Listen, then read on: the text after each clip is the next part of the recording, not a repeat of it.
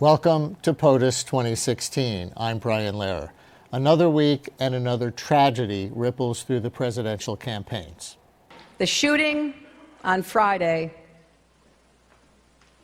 was at, as you know, a Planned Parenthood clinic, a place where lots of women get health care they need, breast exams, STD testing, contraception, and yes, safe and legal abortions.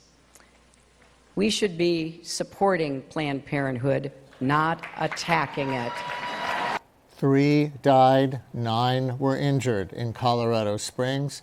Like Hillary Clinton and other candidates, Ted Cruz condemned the violence, and campaigning in Iowa, he accused the left of vicious rhetoric for suggesting anti-abortion activists set the stage for such killings.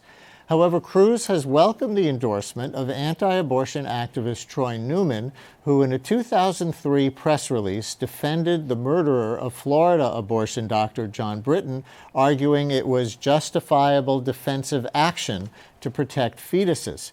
More recently, Troy Newman was one of those behind the series of undercover videos aimed at defunding Planned Parenthood. Carly Fiorina, who defends those questionable videos, at one point this week referred to the Colorado shooter as a protester. Dr. Ben Carson was a calming voice saying, "We don't solve problems with hateful rhetoric." To bone up on foreign affairs, Carson was in Jordan this week, visiting a Syrian refugee camp where he praised Jordanians for their compassion and asked Americans to help out as well, but from a safe distance. I hope that we will begin to concentrate more on how do we help the people who are already here, rather than trying to displace them even further.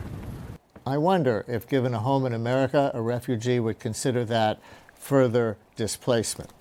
On to the Donald. This week, he promised, then had to cancel, a press conference where many black pastors were supposed to endorse him. A meeting did take place. Many endorsements are to come, said Trump. And continuing to ride the refugee wave this week, Trump insisted that President Obama secretly wants to let in 200,000, not 10,000 Syrians as he says, and implied that many would be anti-American, just like the thousands of Muslims in New Jersey who hit the streets to celebrate 9/11, except of course that never actually happened. At a loss for evidence that it did, Trump cited an article by New York Times reporter Serge Kovaleski, then at the Washington Post. It mentioned some minor incidents that were being investigated, that article did, and were later debunked. When Kovaleski said he reported nothing to justify claims of large, joyful celebrations in New Jersey, Trump mocked and imitated Kovaleski, who is disabled with a disease that afflicts his joints. Right after a couple of good paragraphs, it's talking about northern New Jersey, draws the prober's eye. Written by a nice reporter. Now the poor guy, you got to see this guy. Oh, I don't know what I said. I don't remember. Trump claims he has no idea what the reporter looks like. Meanwhile, the Donald has a new target, Chris Christie. The conservative New Hampshire Union Leader newspaper endorsed Christie, the reasoning that, like Trump, the New Jersey governor tells it like it is, but actually knows what he's talking about. What's more, the endorsement dismissed both Marco Rubio and Ted Cruz as greenhorns. Here is Union Leader publisher Joe McQuaid on Meet the Press. I think after the experience of the past 8 years, freshman senators without a lot of experience are not good. So we look. So you punished Cruz and Rubio for basically having the same resume as Barack Obama? Yes. Meanwhile, one might think that the other big news out of Paris, the climate change summit, would inform the presidential oratory, especially since the Pentagon links climate change and terrorism and says the Syrian drought is proof. But no, not much has been said, despite the candidates ranging from Cruz denying the science in previous statements to Clinton proposing a massive investment in solar power. So how are all the week's developments reflected in public opinion? Yes, time for the horse race. 2 months to voting in Iowa and New Hampshire.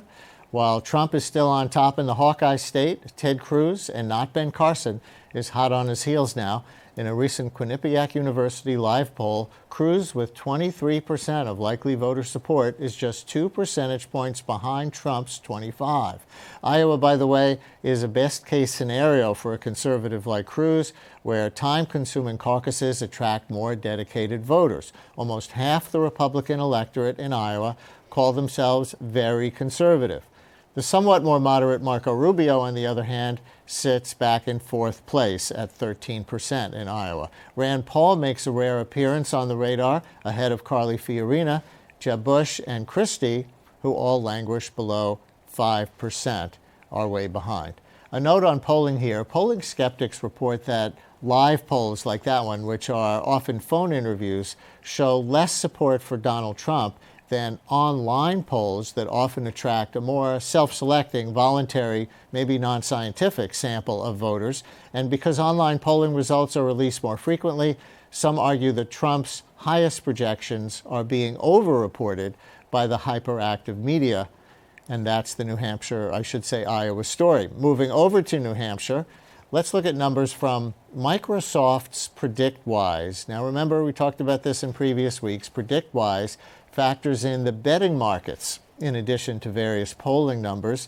In the Granite State, crowd wisdom keeps Donald Trump way ahead with 36%, while pushing Ben Carson almost out of the picture below 5%. Marco Rubio has an impressive 27% chance of winning the nomination, according to the bettors, and the wind may be at Rubio's back as he picks up more endorsements and is poised to rise above Jeb Bush. On Monday, Representative Darrell Issa, the richest member of Congress and powerful committee chief, endorsed Rubio. And with such a crowded GOP field, less talked about faces are working their way into the New Hampshire spotlight. PredictWise has Carly Fiorina in third place there with a 10% chance of winning, surprisingly ahead of Ted Cruz, whose ground campaign has been lauded by those in the know. New Jersey Governor Chris Christie is now tied with Jeb Bush at 5%. Christie has been targeting the Granite State as his launching pad, and as of Monday, he had visited the state 49 times, hosted 36 town halls, and held 112 other events. Seems to be paying off for Christie, at least in endorsements. On the Democratic side, New Hampshire is a toss-up for the top candidate still. Current Real Clear Politics polling averages for the state primary show Bernie Sanders closing the gap again, now within less than 5 percentage points of his opponent Hillary Clinton. Iowa polling averages indicate a similar trend, with the Democratic Socialist narrowing the 10 percentage point gap between him and the mere Democrat, Hillary Clinton. Is the Vermont senator set for a needed boost? On December 9th, when Time magazine announces their Person of the Year, the magazine's reader polling online currently has him far out front. In time, time will tell. To help us make sense of all the numbers and news, Joe Klein, Time magazine political columnist, author of Primary Colors about the first Bill Clinton campaign, famously, and recently, Charlie Mike, a true story of heroes who brought their mission home, his new book about Iraq and Afghanistan war vets. And with us as well via Skype from Washington, D.C., in a Senate office press cubicle, political reporter for The Guardian, Sabrina Siddiqui. Welcome to both of you. Good to be here, Brian. And let's start with the latest very big news story. Joe Klein, how do you think Colorado Springs will affect the presidential campaign, if at all? Well, I'm not sure that it will affect the presidential campaign all that much, because the sides are pretty well chosen on the issue of abortion. It's been with us for at least 40 years now, since Roe v. Wade. In recent years, it has moved more toward the pro-life side as more and more prospective parents got to see 3D sonograms of their children. But I think that this kind of violence reminds us and also reinforces the angriness of the rhetoric that we've been hearing on the Republican side this year. Sabrina, there has been some commentary, though, about Hillary Clinton making a point to use the word abortion since the attack, when she and other Democratic politicians might have used the word choice in the past when defending Planned Parenthood, and that maybe even more generally, culture war issues are starting to favor the Democrats now, when in recent elections they favored Republicans. Do you have any impression of that? Yes, I think that when it comes to Hillary Clinton's campaign, there is undoubtedly a focus on trying to revive the so-called war on women that worked very effectively for Democrats in 2012. Now, Republicans like to point out that in 2014, the same attacks were not particularly potent when it came to the pro-life versus pro-choice conversation or contraception. But of course, midterms are low turnout and tend to favor Republicans. So I think with the presidential election around the corner and Hillary Clinton positioning herself also as the first woman president, she sees an opportunity here to, at least when it comes to abortion, frame this, as Democrats have, as an issue of women's health, as Republicans trying to influence choices between a woman and her doctor. And certainly there's another facet to this, which is that it's a shooting. And another area where culture wars are slowly maybe changing is the issue of gun control. And I think that's another pillar that Hillary Clinton has used in this campaign, unlike Democratic campaigns in the past. So it's kind of the intersection of two issues where she feels like the general electorate is more likely to agree with her. Joe, there's a casual assumption setting in the media, I think, that Hillary Clinton now has this nomination. But the poll numbers that we saw show Bernie Sanders still hanging around in both New Hampshire and Iowa. And there was an event on Monday night where all the women, Democratic women in the Senate, gathered with Hillary Clinton. And I think they've all endorsed her except for one, and that one is still Elizabeth Warren. So is there still a kind of Bernie Sanders, Elizabeth Warren pressure on Hillary Clinton to do something different than she's doing now, and does it matter? Boy, was that smart politics on Elizabeth Warren's part, to really emphasize her position in the world and her importance in the world. One of the big problems with covering presidential elections, and this is, God help me, my 11th, is that we overemphasize. We spend so much time on Iowa and New Hampshire, and then it gets to be the third week in February, and the rest of the country comes in. Bernie Sanders may be a factor in both of these places, especially New Hampshire. He's from next door. But he's not a factor in South Carolina, and he won't be a factor in Florida, and he won't be a factor throughout the rest of the country. And so, I think, I don't make predictions, but I would be surprised if Hillary Clinton were not the nominee. Sabrina, you want to get in on this too?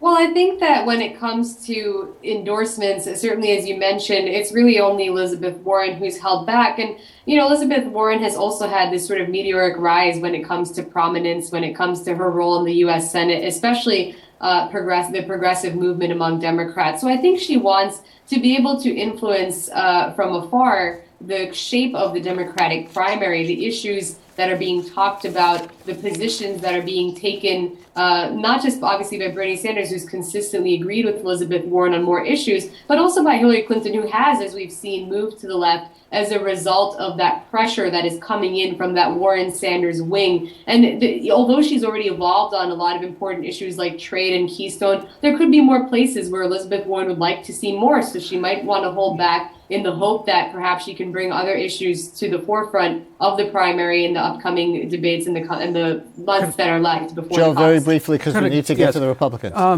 A provocative thought here. If I were Elizabeth Warren and wanted to be vice president, this is exactly what I would be doing. If I'm Hillary Clinton and I'm remembering Bill Clinton's first run for the presidency, he chose someone no one expected, Al Gore, another moderate Southern Republican. Guy like him. Democrat like him. Hillary Clinton could really cause some waves in a campaign that is going to have no mystery at all if in the end she doubles down on womanhood and also reaches out to the Democratic Party base by choosing Elizabeth Warren as her vice president. If Elizabeth Warren is willing to play nice as vice president and not make waves within the White House, and Hillary Clinton becomes convinced enough of that. All right, on to the Republicans.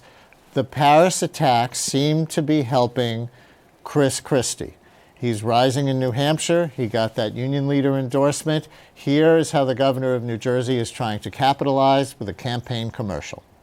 ISIS is gaining strength. Do we have containment? Do we have containment? It cannot be an American fight. This president and Hillary Clinton made America weaker and more vulnerable. America is tired of weakness in the Oval Office. We better not turn it over to his second mate, Hillary Clinton. We have to stop worrying about being loved and start caring about being respected again. We need to have strength and authority back in the Oval Office. That's what America needs right now. America Leads is responsible for the content of this advertising.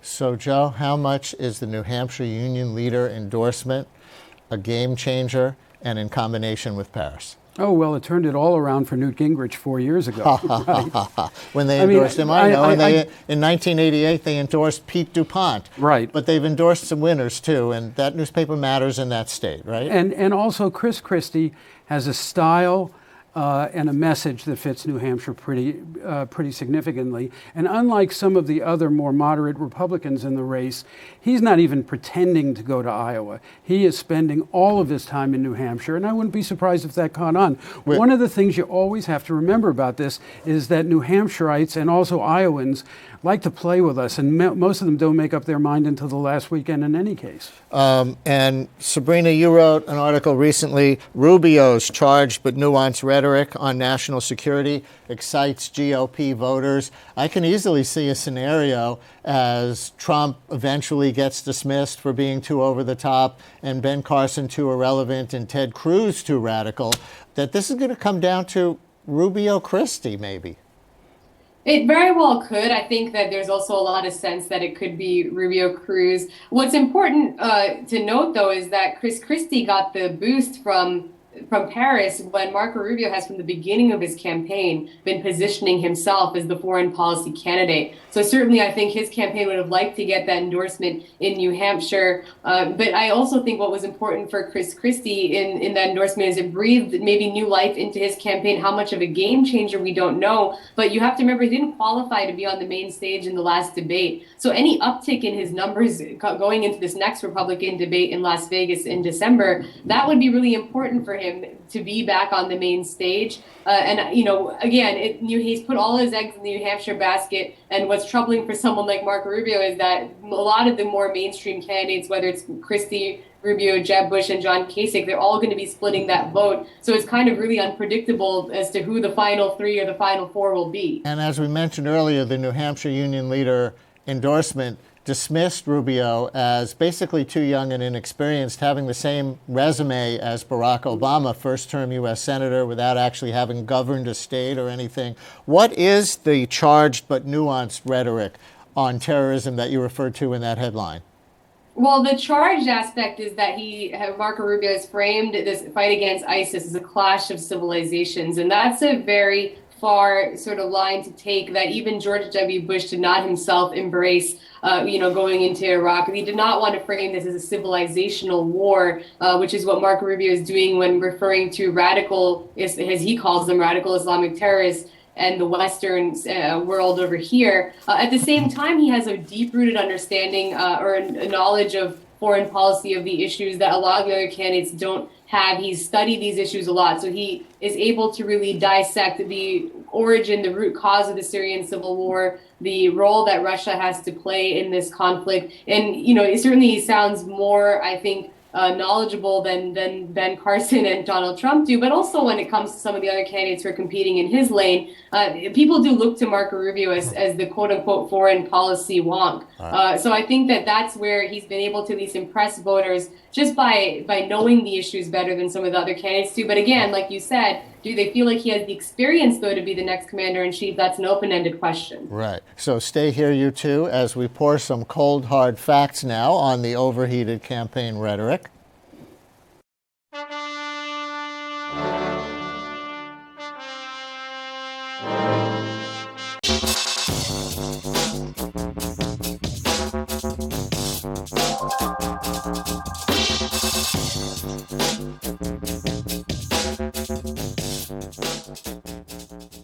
Time for evidence-based politics. Security and terrorism have been issues in the presidential race for from the start. They have become ground zero since Paris and amplified in a different way since Colorado Springs.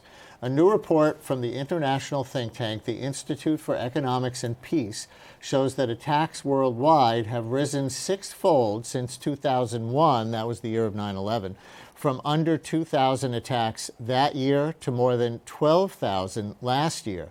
In deaths, there were more than 5,000 in 2001, more than 30,000 last year. Most of these attacks have occurred in the Mideast and Africa. Joining us, the author of the 2015 Terrorism Index, Aubrey Fox. Welcome. And I just want to nod first to Colorado Springs. I realize that that may or may not get officially classified as domestic terrorism, but it might. But it relates to something I saw in your report, which is that in the West, there's more right-wing or anti-government kind of terrorism and tending to be lone wolf attacks than there is Islamist extremist terrorist attacks. Can you put that in context for us in the United States? Are there actually more attacks that look like Colorado Springs and more people dying from them in this country since 9/11? Yeah, when you look at the numbers, you find that, as you said, 70% of all terrorist activity in the West is committed by so-called lone wolves. So these are people working alone without any institutional support. And when you take a deeper look, you find that of lone wolves, only 17% of them are what we would call Islamic fundamentalists. And the majority of lone wolf attacks are carried out for political causes, often right-wing related.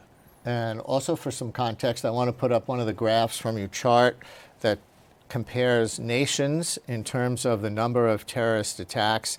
And we're going to see on the lower left there, the dark maroon, really big bar. That is Iraq in a category practically by itself, followed by Nigeria with 23% of the attacks. Iraq has 30%. And then comes Afghanistan, 13%. And then Syria, I imagine that is pretty far up this year compared to last year. These are 2014 numbers. Pakistan is in there too. And if you're wondering, viewers, what that big one all the way on the upper right is, that is all other countries combined. Yeah. So terrorism, as you define it, is largely countries where there's a lot of Islamic radicalism phenomenon, right?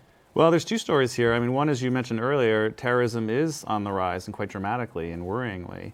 But it's also an issue of concentration. So 5 countries account for 78% of all terrorist deaths, 10 countries, 88%.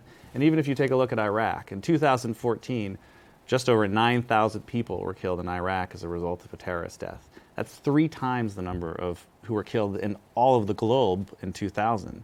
And just to provide a little more context, 9,000 deaths in Iraq looks like in France, 130 people were killed. If you had an incident of the same scale in France more than once a week, then you would be looking at what Iraq is suffering through now. That's how much it is there compared to other places as a concentration. And why in the last 15 years? The easy answer for Americans, I think, is Islamist radicalism is on the rise. But your report also points to war, if a country is at war, and if there's political violence sponsored by the state, political repression against their own people. So give us the big picture. Well, that's exactly right. I think terrorism has always followed countries and environments where there's a lot of internal conflict and war. In fact, they're really two sides of the same coin. And you can see that in all of the 5 countries that top the list. And so I think the lesson there is that if you're going to address terrorism in the long run, you have to look at some of the root causes that are causing violence, conflict, and civil war in these nations. And does U.S. policy come into play here? You know, some of the hardliners in this country like to say that Islamist terrorism comes from nowhere other than an intrinsic desire to impose a caliphate on the rest of the world. But what about U.S. policy? Well, it's a complicated issue, but if you look again at Iraq, you find that after the U.S. invasion in 2003, deaths from terrorism increased greatly. They topped out at 2007 during the surge and went down dramatically, and have since 2013 and the growth of ISIL have once again increased at a hugely disproportionate rate. So it's clear that there are external factors that are operating here. So U.S. participating in wars can increase it, or U.S. withdrawing to abruptly can lead to a vacuum which increases it. Jill Klein, you wanted to get Yes, in? I'm really happy that we're calling it Islamic radicalism because that's precisely what it is. There's a real problem within Islam right now, especially within Sunni Islam. But I'm kind of curious about whether there's any Shiite terrorism, or are we talking about predominantly Wahhabi strain Sunni radicals here? I think it is an issue of concentration, and I think the point you made is a there good one. Is there any Shiite terrorism? I think there is some, but I think the majority of it is what you described. Hezbollah, sponsored by Iran. Fair to call that Shiite terrorism. Sabrina, you want to get in here too? You have a question or a reaction to this? Yes, I was actually quite curious, and this is sort of a follow-on, Brian, to the question that you asked as well. But when it comes to the sort of longer-term remedies for, especially the terrorism that's being concentrated by, however you want to call them, whether it's radical jihadists, radical Islamists, is there any measurement, or is there any research that really looks into what the prescriptions would be to counter the more systemic rise of terrorism that we've seen over a longer period of time, especially as we look at, this potential fight against ISIS, and whether it's this administration or any of the candidates for president now, no one having a clear answer for what the U.S. role should be in terms of engagement. Is there any evidence of what better long-term prescriptions there are to combat terrorism? Aubrey? Well, I think you're right to point out that there's, depending on whether you're talking about short-term strategies or long-term strategies, they're very different. I think in the short term, we do have to come to terms with groups like ISIL and even a group like Boko Haram, which in 2014 we show was the world's deadliest terrorist group. But if you're looking for... It has now officially associated itself with ISIL, right? Absolutely. But if you're looking for longer-term answers to this question, then I think we have to look at, again, what are the drivers of more peaceful societies? And those are things like control of corruption, better governance, improvements in relationships between neighboring countries. And those take different strategies than the kind of strategies that we focus on in the narrow concern about what do we do in the moment about terrorism. And so, very briefly, Sabrina and Joe, are we hearing that kind of complexity from any of the presidential candidates? In a word, no.